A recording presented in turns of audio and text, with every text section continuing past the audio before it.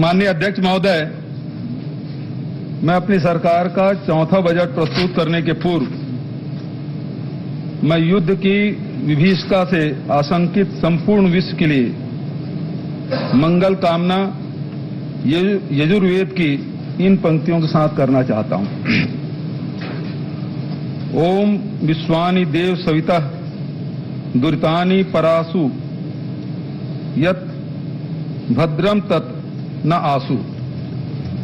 अर्थात ज्ञान के प्रकाशक एवं जगत के संचालक सभी देवताओं से प्रार्थना है, समस्त दुख एवं बुराइयों हमसे दूर हो एवं कल्याणकारी गुण, कर्म एवं स्वभाव सब कुछ हमें प्राप्त हो। माननीय अध्यक्ष महोदय, मेरा सौभाग्य है कि भारत के आजादी के 75वीं सालगिरह के वर्ष में मैं अपनी सरकार का यह बजट प्रस्तुत कर रहा हूं। मुझे संतोष है कि बीते 3 वर्षों के दौरान हमारी सरकार ने आजादी के नायक राष्ट्रपिता महात्मा गांधी के सपनों को पूरा करने की दिशा में सार्थक कदम उठाए हैं।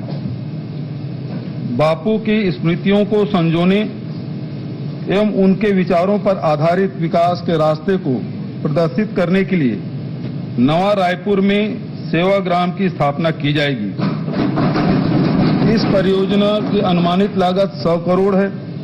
वित्तीय वर्ष 2022-23 में इस पर व्यय हेतु नवीन मद में 5 करोड़ का प्रावधान है। हमने अपनी विरासत और विकास योजनाओं को लेकर जो कहा था उसे करके भी दिखाया, जिसके कारण ग्रामीण तथा वनांचलों में रोजगार के नए अवसर बने हैं तथा हमें ग्राम केंद्रित नई अर्थव्यवस्था स्थापित करने में सफलता मिली है। विकास के इस छत्तीसगढ़ मॉडल को राष्ट्रीय स्तर पर पहचान मिली है। हमारी सरकार द्वारा पहले वर्ष में ही 17,96,000 किसानों का 8,744 करोड़ रुपए का कृषि ऋण माफ किया गया। किसानों से धान खरीदी 25 रुपया प्रति क्विंटल की दर पर की गई। खरीफ 2018 के धान हेतु 15,77,000 किसानों को 6,022 करोड़ रुपए की बोनस राशि का तत्काल भुगतान किया गया। बस्तर के विकास का नया अध्याय शुरू करते हुए संभाग के जिलों में नारंगी वन क्षेत्र में से 30,439 हेक्टेयर भूमि राजस्व मद में वापस दर्ज की गई। हमारे इस कदम से वहां के निवासियों को कृषि एवं व्यवसाय हेतु पट्टे दिए जा सकेंगे, नए उद्योगों की स्थापना की जा सकेगी, शासकीय भवनों के निर्माण, सड़क एवं रेल मार्ग का विकास तथा अन्य गतिविधियों के लिए भी सरलता से भूमि उपलब्ध हो सकेगी। राजीव गांधी ग्रामीण भूमिहीन कृषि मजदूर न्याय योजना में 6,000 वार्षिक सहायता राशि दी जा रही है। इस वर्ष 3,54,513 भूमिहीन कृषि मजदूरों को 71 करोड़ 8 लाख की प्रथम किस्त का भुगतान किया जा चुका है। आगामी वर्ष से 6,000 वार्षिक सहायता की राशि को बढ़ाकर 7,000 करने की घोषणा करता हूं। प्रदेश के अनुसूचित क्षेत्र में आदिवासियों के देवस्थलों पर पूजा करने वाले व्यक्ति, जिन्हें भिन्न भिन्न क्षेत्रों में माझी, बैगा, गुनिया, पुजारी इत्यादि भिन्न भिन्न नामों से जाना जाता है, का आदिवासियों के सांस्कृतिक जीवन एवं सामाजिक संस्कारों में विशेष महत्व है। आदिवासियों के संस्कृति एवं सामाजिक संस्कार को जीवित रखने के लिए इनकी महत्वपूर्ण भूमिका है। इन पुजारियों, बैगा, गुनिया, माझी आदि, जिनमें आदिवासियों के देवस्थल के हाट पहाड़िया एवं बाजा मोहरिया भी शामिल है, को राज्य शासन द्वारा राजीव गांधी ग्रामीण भूमिहीन कृषि मजदूर न्याय योजना के अनुरूप लाभ दिए जाने की घोषणा करता हूं। सुराजी गांव के स्वप्न को साकार करने के लिए प्रदेश में स्थापित गोठान को महात्मा गांधी ग्रामीण औद्योगिक पार्क के रूप में विकसित किया जाएगा। इन औद्योगिक पार्कों में स्थानीय खाद्य उत्पादों एवं लघु अनुपज उत्पादों के मूल्य संवर्धन के लिए प्रसंस्करण इकाइयों की स्थापना की जाएगी। बांस एवं काष्ठ शिल्प, मेटल शिल्प तथा अन्य हस्तशिल्प से संबंधित लघु एवं कुटीर उद्योगों की स्थापना के लिए स्थानीय युवाओं को सहयोग दिया जाएगा। इन औद्योगिक पार्कों में तैयार किए जाने वाले उत्पादों का चयन हितग्राहियों के कौशल, कच्चे माल की उपलब्धता तथा तैयार उत्पाद के उपभोक्ताओं में मांग को ध्यान में रखते हुए किया जाएगा। इन औद्योगिक पार्कों में उन्नत अधोसंरचना तथा बिजली, पानी जैसे बुनियादी सुविधाएं उपलब्ध कराने के लिए 600 करोड़ का प्रावधान है। गोधन न्याय मिशन, टी कॉफी बोर्ड का गठन, मछली पालन, लाख उत्पादन को कृषि के समकक्ष दर्जा देना, मिलेट मिशन एवं वाणिज्यिक वृक्षारोपण जैसे कार्यक्रमों के क्रियान्वयन से रोजगार के नए अवसर का सृजन हुआ है। इन उत्पादों के विपणन का कार्य छत्तीसगढ़ लघु अनुपज संघ द्वारा छत्तीसगढ़ हर्बल ब्रांड के नाम से किया जा रहा है। नगरीय एवं ग्रामीण क्षेत्रों में संचालित कौशल विकास कार्यक्रम का विभिन्न नवाचारी योजनाओं के साथ समन्वय एवं राज्य स्थित विशिष्ट शिक्षण संस्थाओं की विशेषज्ञता का लाभ लेते हुए रोजगार एवं स्वरोजगार की नवीन संभावनाओं पर कार्य किया जा रहा है। इस हेतु छत्तीसगढ़ रोजगार मिशन की शुरुआत के लिए 2 करोड़ का प्रावधान है। छत्तीसगढ़ व्यावसायिक परीक्षा मंडल एवं छत्तीसगढ़ लोक सेवा आयोग द्वारा आयोजित किए जाने वाली परीक्षाओं में राज्य के स्थानीय प्रतिभागियों का परीक्षा शुल्क माफ करने की घोषणा करता हूं। शासकीय योजनाओं के क्रियान्वयन में महत्वपूर्ण भूमिका निभाने वाले राज्य के अधिकारियों एवं कर्मचारियों की पुरानी मांग पर विचार करते हुए एनपीएस योजना के स्थान पर पुरानी पेंशन योजना को बहाल करने की घोषणा करता हूं। शासकीय अधिवक्ताओं के मानदेय में भी आगामी वर्ष से वृद्धि की घोषणा करता हूं। अध्यक्ष महोदय, अब आर्थिक स्थिति के बारे में सदन के सामने ब्यौरा रखता हूं। अध्यक्ष महोदय, अब मैं राज्य के आर्थिक स्थिति का ब्यौरा सदन के समक्ष प्रस्तुत करता हूं। राज्य के चालू वर्ष के आर्थिक सर्वेक्षण के अनुसार स्थिर भाव पर वर्ष 2020-21 की तुलना में चालू वर्ष के सकल राज्य घरेलू उत्पाद में 11.54% की वृद्धि अनुमानित है। वर्ष 2021-22 में स्थिर भाव पर राज्य में कृषि क्षेत्र में 3.88%, औद्योगिक क्षेत्र में 15.44% और सेवा क्षेत्र में 8.54% की वृद्धि अनुमानित है। इस प्रकार कृषि एवं सेवा क्षेत्र में राज्य की अनुमानित वृद्धि दर राष्ट्रीय स्तर के समतुल्य एवं औद्योगिक क्षेत्र में अनुमानित वृद्धि दर राष्ट्रीय दर से 3.64% अधिक है। प्रचलित भाव पर राज्य का सकल घरेलू उत्पाद वर्ष 2020-21 में 3,52,161 करोड़ से बढ़कर वर्ष 2021-22 में 4,61,000 करोड़ होना अनुमानित है, जो पिछले वर्ष की तुलना में 13.60% अधिक है। वर्ष 2021 में अनुमानित प्रति व्यक्ति आय 1,05,778 रुपये की तुलना में वर्ष 2021-22 में 1,18,401 रुपये का अनुमान है, जो कि गत वर्ष की तुलना में 11.93% अधिक है। वर्ष 2021-22 के राज्य बजट में केंद्रीय करों एवं केंद्रीय सहायता अनुदान मद में कुल 44,325 करोड़ का प्रावधान रखा गया था।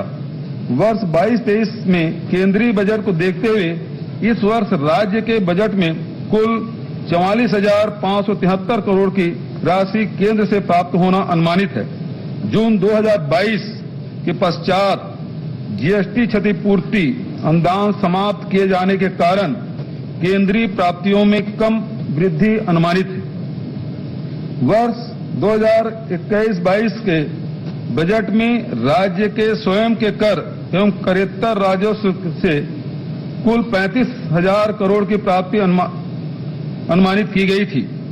राज्य के स्वयं के राजस्व स्रोतों में वृद्धि हेतु किए जा रहे सतत प्रयासों से राजस्व प्राप्तियां में निरंतर वृद्धि दर्ज होने के परिणाम स्वरूप इस वर्ष राज्य मद से प्राप्तियों में 44,500 करोड़ की प्राप्ति अनुमानित है।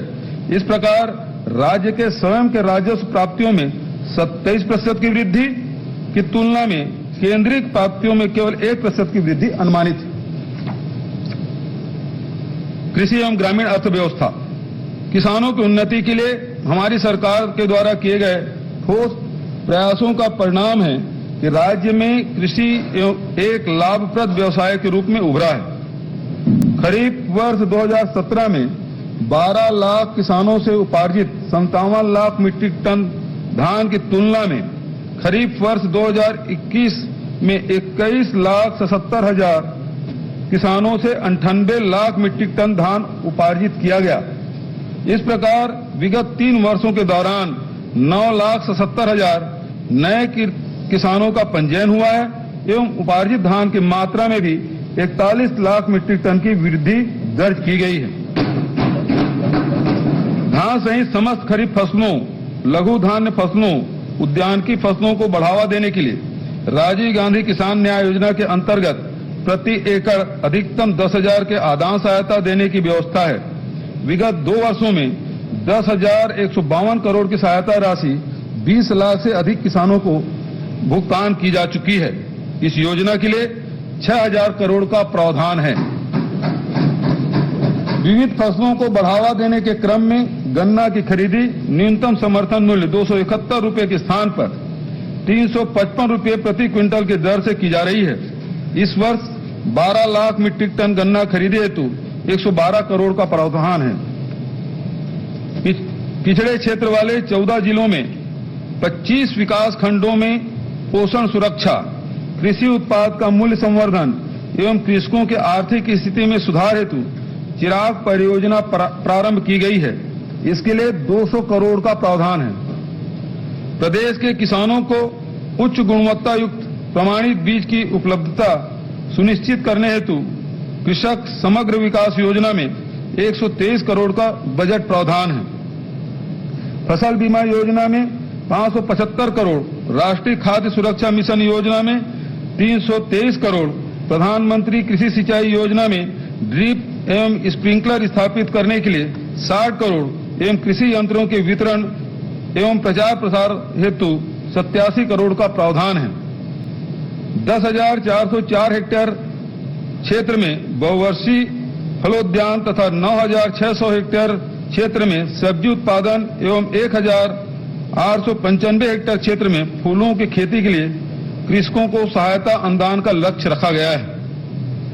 कृषि एवं औद्योगिकी उत्पादों के सुरक्षित भंडारण की क्षमता में वृद्धि हेतु दुर्ग जिले में इंटीग्रेटेड पैक हाउस की स्थापना की जाएगी। इसमें अत्याधुनिक गामा विकिरण तकनीकी का उपयोग किया जाएगा। इसके लिए 24 करोड़ का प्रावधान है। खाद्य पदार्थों में कीटनाशक अवशेषों की जांच के लिए NABL से मान्यता प्राप्त फाइटोसैनिटरी प्रयोगशाला स्थापित की जाएगी। इसकी स्थापना से कृषि उत्पादों के निर्यात को बढ़ावा मिलेगा, जिसके आर्थिक लाभ सीधा कृषकों को प्राप्त होगा। इसके लिए 1 करोड़ 50 लाख का प्रावधान है। प्रदेश भर में अब तक स्वीकृत 10,590 गौठानों में से 8,119 गौठानों का निर्माण पूर्ण हो चुका है। यहां उपलब्ध विशेष सुविधा के तहत अब तक 1,86,641 कृत्रिम गर्भाधान किए गए, जिसमें 57,943 बछड़ों का जन्म हुआ। गोधन न्याय योजना के तहत अब तक 63,89,000 क्विंटल गोबर का क्रय किया जाकर पशुपालकों को 127 करोड़ 79 लाख रुपए का भुगतान किया गया। इसमें स्वावलंबी गौठानों द्वारा स्वयं के आय से भुगतान की गई 12 करोड़ की राशि भी शामिल है। गौठानों में उपलब्ध गोबर से 11,65,000 क्विंटल वर्मी कंपोस्ट एवं 4,65,000 क्विंटल सुपर कंपोस्ट का उत्पादन हुआ। अब तक 91 करोड़ 11 लाख वर्मी कंपोस्ट एवं सुपर कंपोस्ट विक्रय किया जा चुका है। स्व सहायता समूह के हितग्राहियों को 31 करोड़ 34 लाख की लाभांश राशि वितरित की गई है।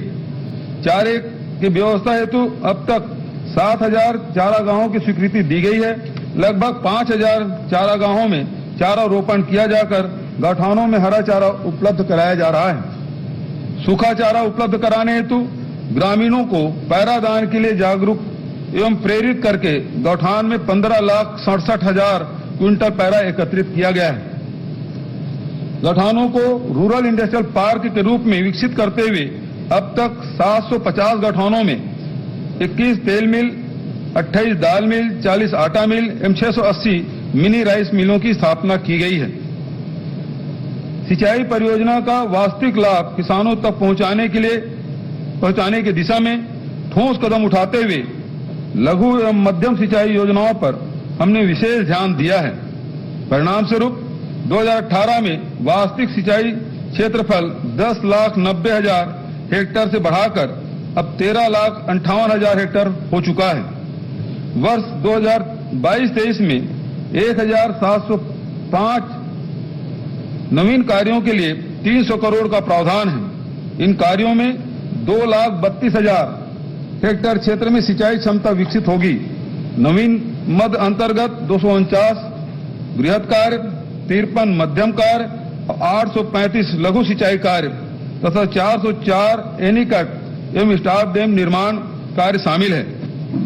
केलो परियोजना हेतु 90 करोड़, अरपा भैंसा परियोजना के लिए 45 करोड़ और समोदा परियोजना को पूर्ण करने के लिए 14 करोड़ का प्रावधान है।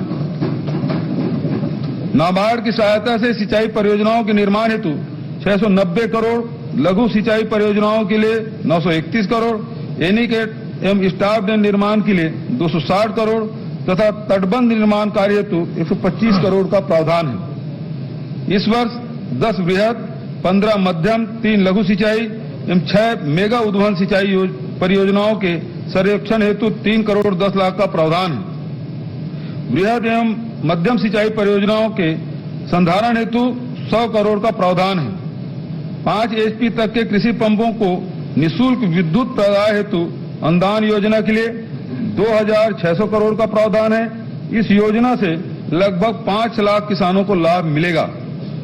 सौर सुजला योजना के अंतर्गत 3 से 5 HP क्षमता के 15,000 सौर सिंचाई पंपों की स्थापना की जाएगी। इसके लिए 417 करोड़ का प्रावधान है। प्रधानमंत्री कुसुम योजना अंतर्गत 10,000 सोलर पंपों की स्थापना हेतु राज्यांश मद में 100 करोड़ का प्रावधान है।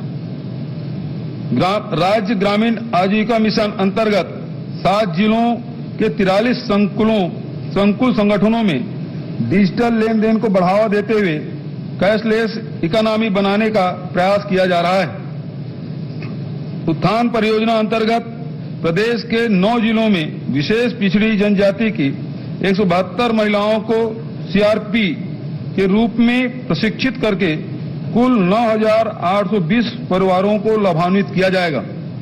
मिलाप परियोजना अंतर्गत राजनांदगांव एवं कबीरधाम जिले में 17,315 प्रवासी श्रमिकों का चिन्हांकन कर उनके समग्र विकास हेतु कार्य प्रारंभ किया गया है। उपरोक्त विभिन्न गतिविधियों हेतु ग्रामीण आजीविका मिशन योजना के लिए 450 करोड़ का प्रावधान है। प्रधानमंत्री आवास योजना अंतर्गत 8,22,832 आवास पूर्ण हो चुके हैं।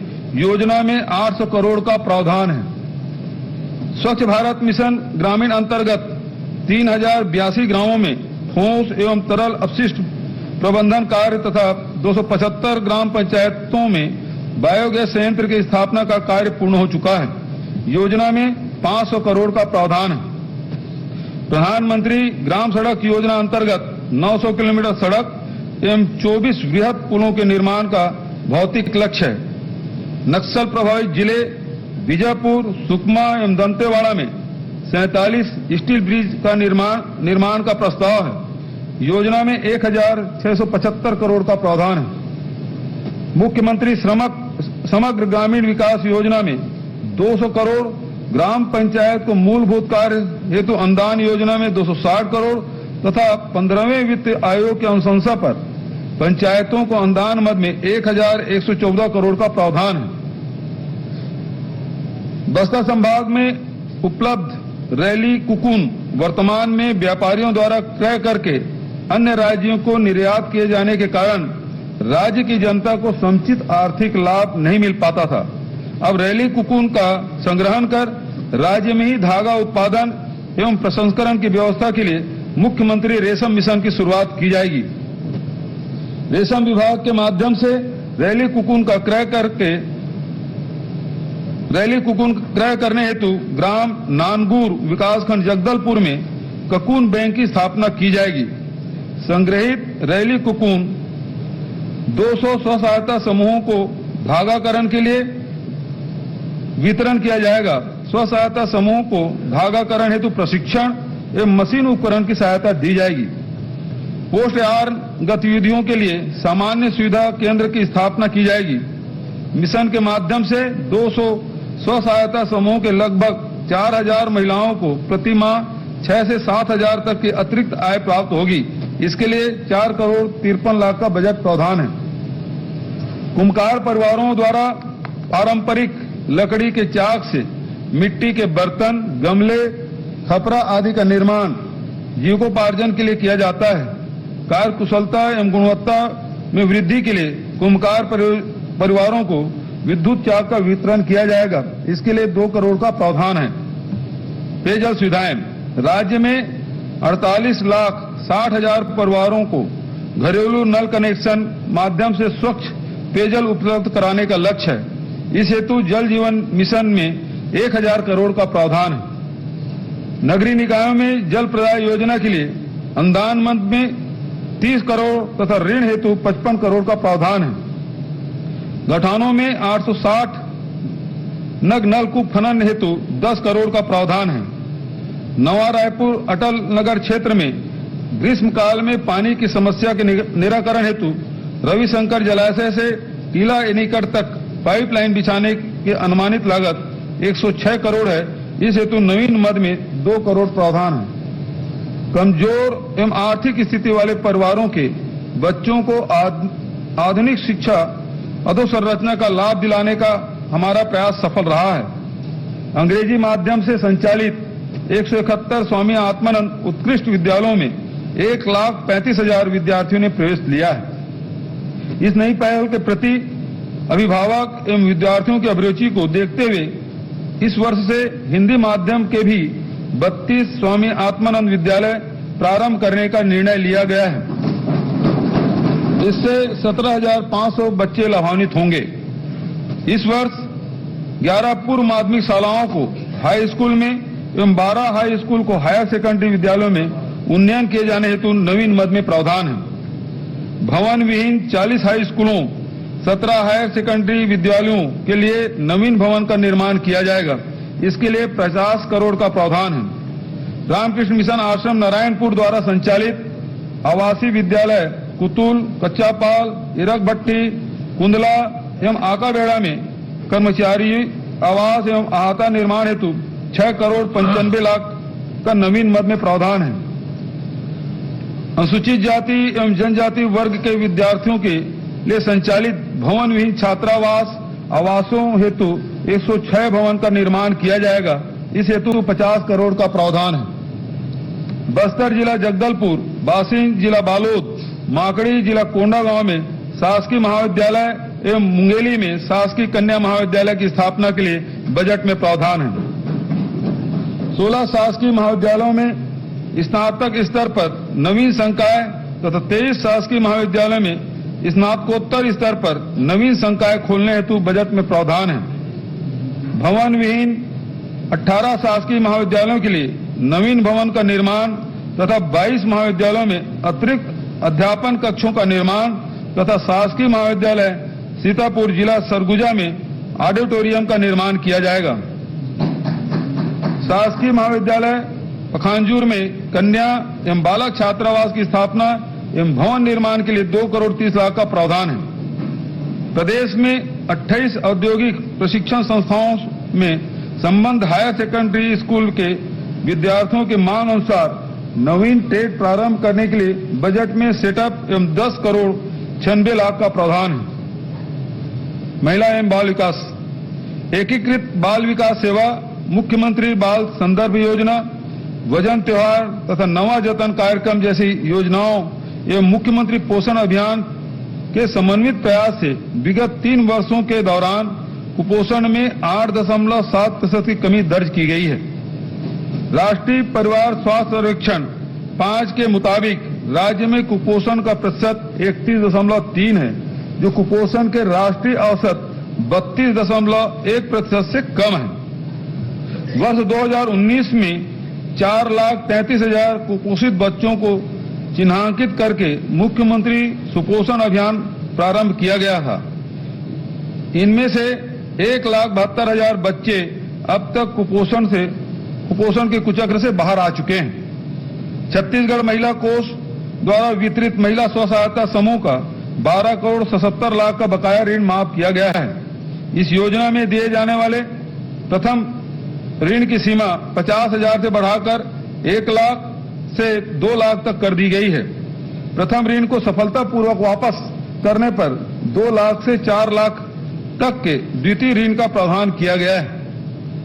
छत्तीसगढ़ महिला कोष के लिए वर्ष 18-19 की तुलना में वर्ष 22-23 के प्रावधान में 30% की वृद्धि करते हुए 5 करोड़ 20 लाख का प्रावधान किया गया है। स्वास्थ्य सुविधाएं।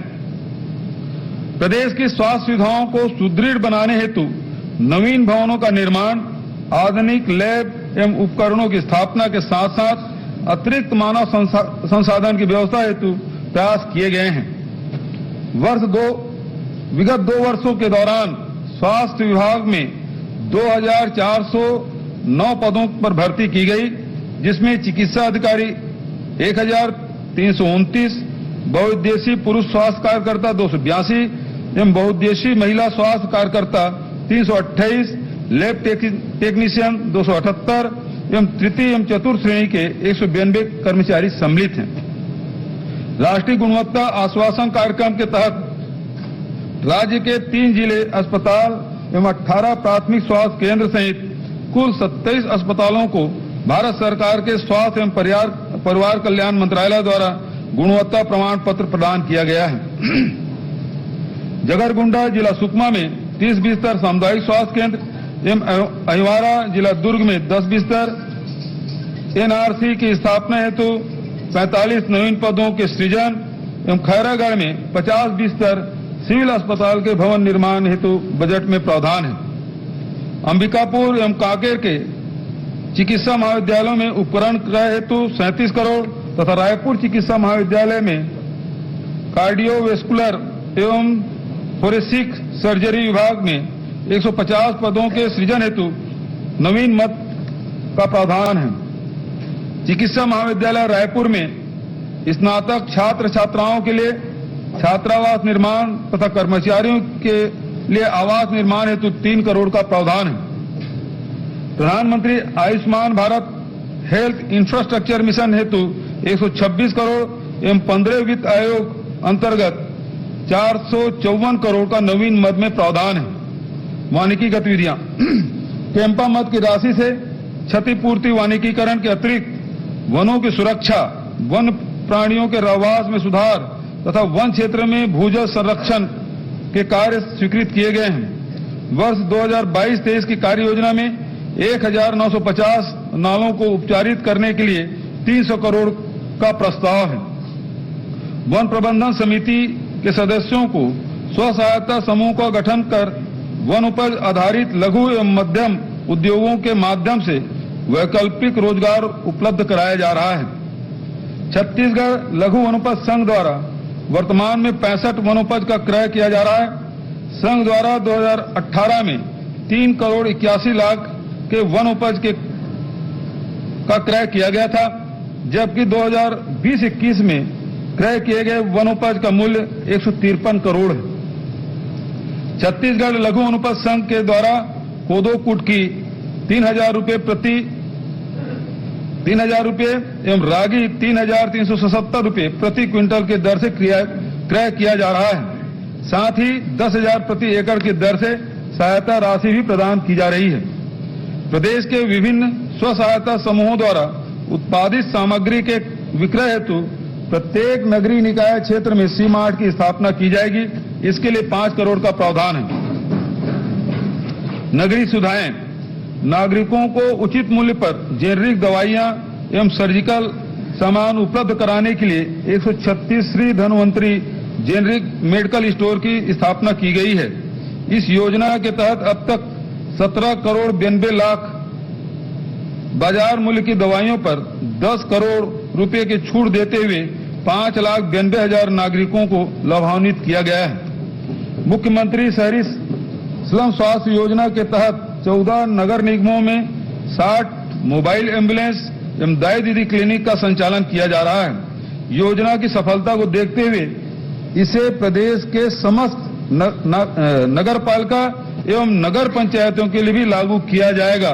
इसके लिए 50 करोड़ का प्रावधान है। शहरी निर्धन परिवारों को आवास उपलब्ध कराने हेतु मोर जमीन मोर मकान तथा मोर मकान मोर चिन्हारी योजना के लिए 450 करोड़ का प्रावधान है। आर्थिक गतिविधियों को गति प्रदान करने के उद्देश्य से नगरीय निकायों के संपत्ति के ऑफसेट मूल्य को कलेक्टर गाइडलाइन में निर्धारित दर से 30% कम करने की घोषणा करता हूं। मिशन अमृत 2.0 के तहत शहरों में स्वच्छ एवं सुरक्षित जल तथा समस्त घरों में नल कनेक्शन प्रदान करने के लिए 200 करोड़ एवं नगरीय निकायों को जल आवर्धन योजना में 380 करोड़ का प्रावधान है। कोरबा, दंतेवाड़ा, शक्ति, श्री नारायण एवं चंद्रपुर में सीवरेज ट्रीटमेंट प्लांट स्थापना हेतु 20 करोड़ का प्रावधान है। खेल एवं युवा कल्याण गतिविधियां, राज्य के युवा शक्ति को संगठित कर प्रदेश के विकास में सहभागिता बढ़ाने हेतु राजीव युवा मितान क्लब का गठन किया जा रहा है। ग्रामीण क्षेत्रों में 11,664 एवं नगरीय क्षेत्र में 1,605 क्लबों का गठन किया जाएगा। इसके लिए 75 करोड़ का प्रावधान है। नारायणपुर जिले में आदिवासी विद्यार्थियों के मलखम्ब कौशल को निखारने के लिए मलखम्ब अकादमी की स्थापना की जाएगी। इसके लिए 2 करोड़ 63 लाख का प्रावधान है। लाभांडी जिला रायपुर में निर्माणाधीन टेनिस अकादमी के सेटअप एवं फर्नीचर उपकरण के लिए 1 करोड़ 70 लाख का प्रावधान है। जनप्रतिनिधियों के माध्यम से स्थानीय विकास गतिविधियां, जनता के मांग के अनुरूप स्थानीय विकास के कार्यों की त्वरित स्वीकृति दिए जाने के उद्देश्य से विधायक निधि की राशि 2 करोड़ से बढ़ाकर 4 करोड़ करने की घोषणा करता हूं।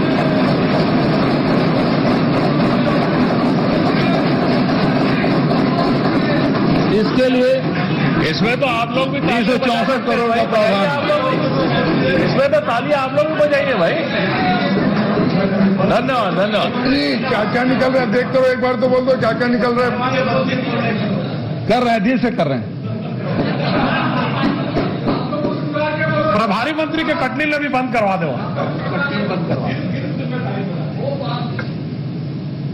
चंद्राकर जी क्या ख्याल है आपका? जिला पंचायत अध्यक्षों हेतु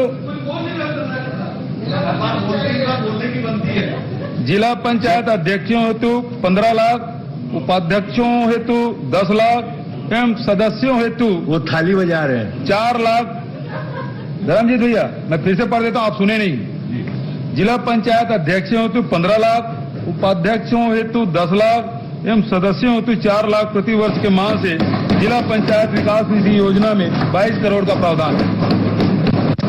जनपद पंचायत अध्यक्षों हेतु 5 लाख, उपाध्यक्षों हेतु 3 लाख एवं सदस्यों हेतु 2 लाख प्रति वर्ष के मान से जनपद पंचायत विकास निधि योजना के लिए 66 करोड़ का प्रावधान है। जिला पंचायत, जनपद पंचायत एवं ग्राम पंचायत के पदाधिकारियों के मानदेय में भी वृद्धि की गई है। जिला पंचायत अध्यक्षों का मानदेय 15,000 से बढ़ाकर 25,000, जिला पंचायत उपाध्यक्षों का मानदेय 10,000 से बढ़ाकर 15,000 एवं जिला पंचायत सदस्यों का मानदेय 6,000 से बढ़ाकर 10,000 प्रति माह किया जाएगा। जनपद पंचायत अध्यक्षों का मानदेय 6,000 से बढ़ाकर 10,000, जनपद पंचायत उपाध्यक्षों को मानदेय 4,000 से बढ़ाकर 6,000 एवं जनपद पंचायत सदस्यों के मानदेय 1,500 से बढ़ाकर 5,000 प्रति माह करने की घोषणा करता हूं। सरपंचों का भत्ता 2,000 से बढ़ाकर 4,000 एवं पंचों का भत्ता 200 रुपया से बढ़ाकर 500 रुपया प्रति माह किया गया है। इसके लिए 184 करोड़ का प्रावधान है। ग्राम पंचायतों को और अधिक आत्मनिर्भर एवं सशक्त बनाने की कड़ी में अधिसूचित क्षेत्रों में रेत खदानों का संचालन पंचायतों द्वारा किए जाने की घोषणा करता हूं। साथ ही किसी भी ग्राम पंचायत की सहमति के बिना पंचायत क्षेत्र में कोई भी खदान संचालित नहीं की जाएगी। अबूझमाड़ क्षेत्र में के 237 ग्राम अब तक असर्वेक्षित होने के कारण यहां के किसान विभिन्न योजनाओं के लाभ से वंचित थे। इस क्षेत्र के 9 गांवों का सर्वे पूरा करके 676 किसानों को अस्थायी भू अभिलेख दिया जा चुका है। शेष ग्रामों का सर्वेक्षण शीघ्र पूर्ण किया जाएगा। राजस्व एवं पुलिस प्रशासन प्रदेश में 6 नवीन तहसीलें देवकर एवं भिमौरी जिला बेमेतरा, जरहा जिला मुंगेली, दीपका एवं भैंसमा जिला कोरबा, कोटाडोल जिला कोरिया स्थापित की जाएगी। इसके लिए 84 पदों का सेटअप का प्रावधान है। नवीन अनुभाग कार्यालय की स्थापना मालखरौदा जिला चांपा जांजगीर, बलरामपुर एवं राजपुर जिला बलरामपुर रामानुजगंज, धमधा जिला दुर्ग, भोपालपट्टनम एवं भैरमगढ़ जिला बीजापुर, बागबाहरा जिला महासमुंद, भरतपुर एवं खड़गवां चिरमिरी जिला कोरिया, तिल्दा नेवरा जिला रायपुर तथा सहसपुर लोहारा जिला कबीरधाम में की जाएगी। इसके लिए 77 पदों के सेटअप का प्रावधान है। प्रदेश के ब्लॉक मुख्यालय में कार्यरत शासकीय अधिकारियों एवं कर्मचारियों हेतु आवास भवनों का निर्माण किया जा रहा है। इसके लिए नवीन मद में 58 करोड़ का प्रावधान है। चिट फंड कंपनियों से पीड़ित 17,404 निवेशकों को 11 करोड़ 23 लाख की राशि वापस दिलाई गई है। मानव तस्करी की रोकथाम हेतु राज्य स्तर पर एंटी ह्यूमन ट्रैफिकिंग ब्यूरो तथा सतर्कता एवं शिकायत सेल का गठन किया जाएगा। इसके लिए 23 नवीन पदों के सृजन का प्रावधान है। बस्तर संभाग में कार्यरत सहायक आरक्षकों को वेतन भत्तों तथा पदोन्नति का लाभ देने के लिए डिस्ट्रिक्ट स्ट्राइक फोर्स के नाम से नवीन केडर का गठन करने की घोषणा करता हूं। नवगठित जिलों मानपुर मोहला चौकी, शक्ति, सारंगगढ़, बिलाईगढ़ एवं मनेनगढ़, चिरमिरी, भरतपुर की स्थापना हेतु 1100 नवीन पदों के सृजन का प्रावधान है। जिला बिलासपुर एवं जगदलपुर में एयरपोर्ट की सुरक्षा व्यवस्था हेतु 114 नवीन पदों के सृजन का प्रावधान है।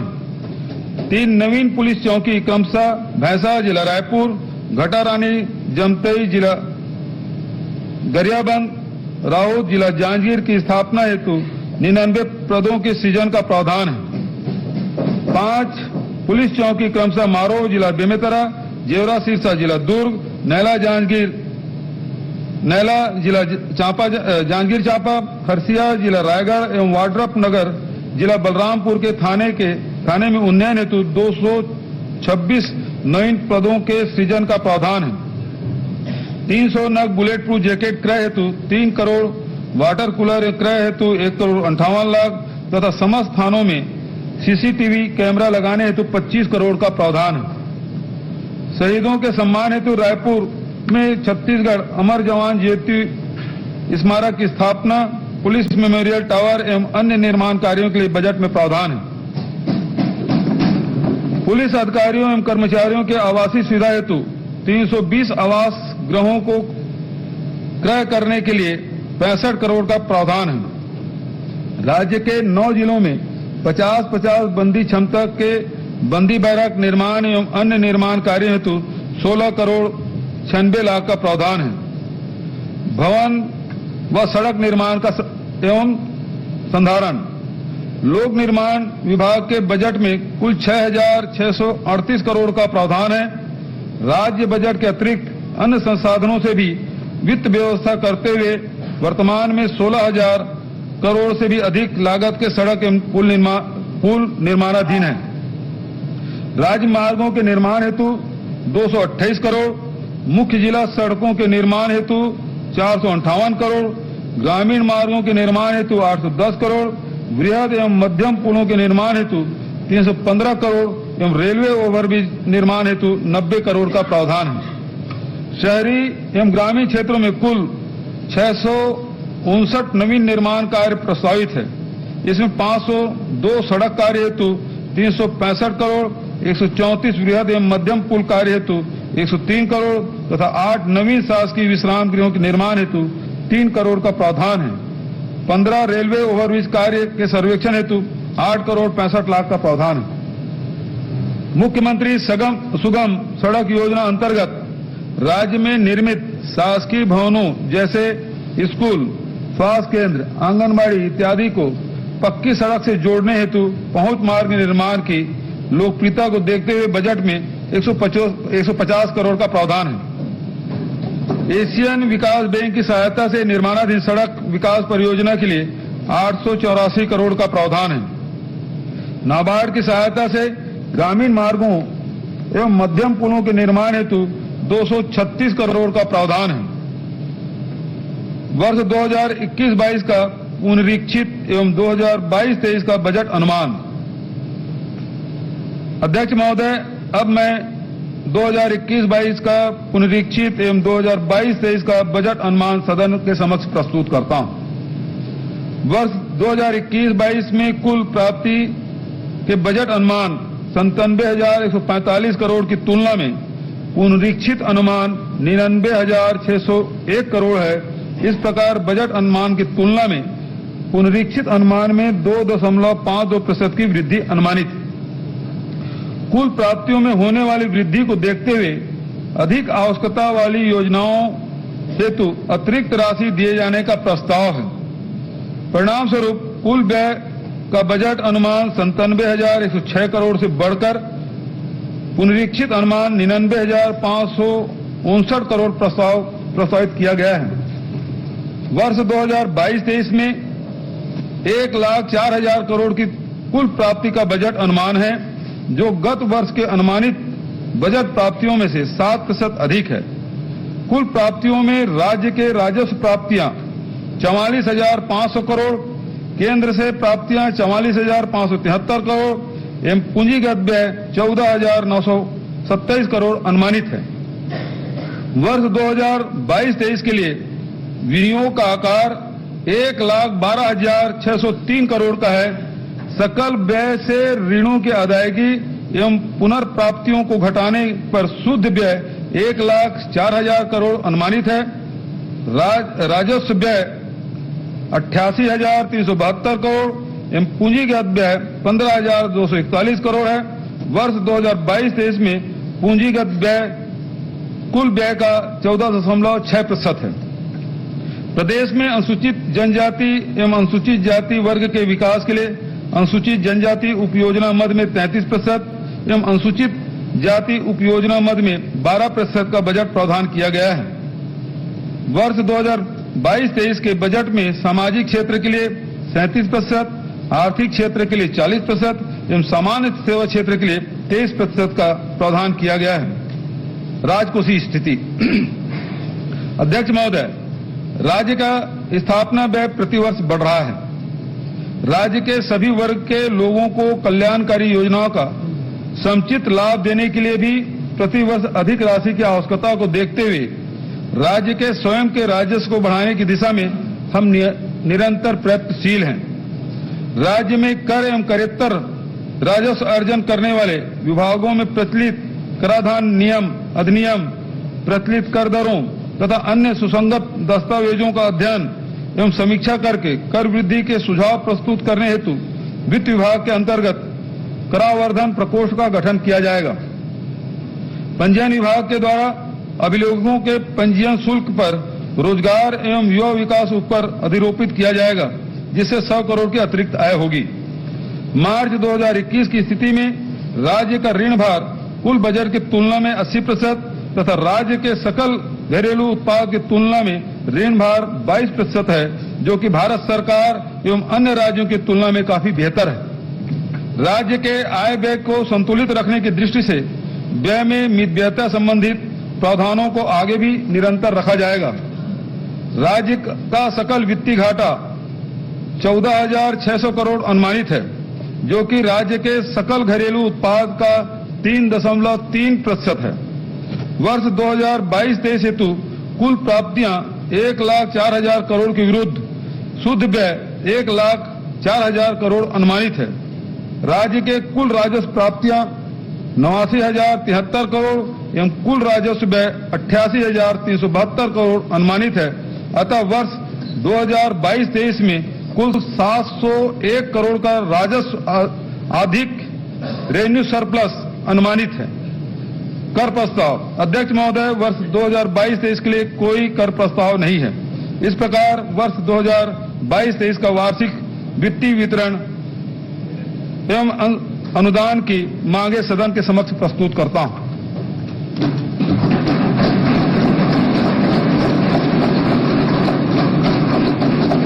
मैं आय व्यय पर सामान्य चर्चा के लिए दिनांक 10 एवं 11 मार्च 2022 की तिथियां नियत करता हूं। आय व्यय में सम्मिलित अनुदानों की मांगों पर कटौती प्रस्तावों की सूचना गुरुवार दिनांक 10 मार्च 2022 को पूर्वाह्न 11 बजे तक दी जा सकती है। कटौती प्रस्ताव के प्रपत्र सूचना कार्यालय से प्राप्त कर सकते हैं। माननीय मुख्यमंत्री जी की ओर से विधानसभा परिसर पर स्थित सेंट्रल हॉल में भोजन की व्यवस्था की गई है। समस्त माननीय मंत्रीगण, सदस्यगण, पत्रकारगण एवं शासन के वरिष्ठ अधिकारीगण सादर आमंत्रित हैं। सभा की कार्रवाई गुरुवार दिनांक 10 मार्च 2022 को 11 बजे दिन तक के लिए स्थगित।